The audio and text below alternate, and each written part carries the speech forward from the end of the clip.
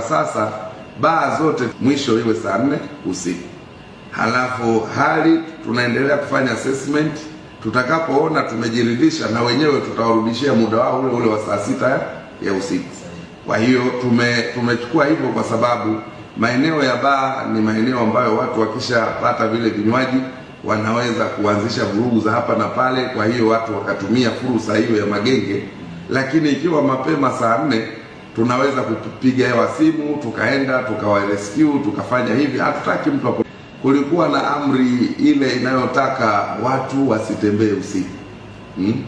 Sasa nimekuwa napokea simu nyingi, mzee, Dar es Salaam amri imeshaondolewa na IGP, wewe kwenye mkoa wako vipi?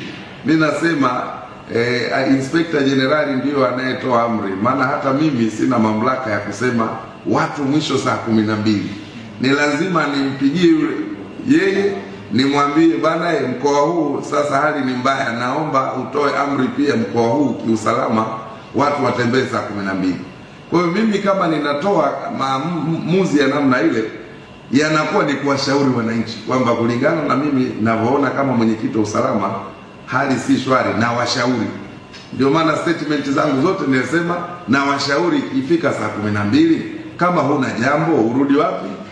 Lakini anayeshauriwa ana hiari ya kukubali au kukataa.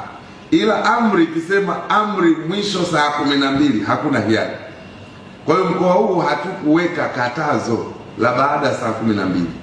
Ila tuliweka angalizo kwamba ifikapo saa 12, kwa sababu vijana watakuwa wengi mtaani huko, vijana wa serikali, usije ukapata changamoto, kwa hivyo turudi nyumbani mapema. Sasa baada ya maelekezo ya Mheshimiwa Rais, kwa hiyo wananchi wawe huru kuendesha shughuli zao. Isipokuwa tumekubaliana kwa sasa baa zote mwisho iwe saa 4 usiku.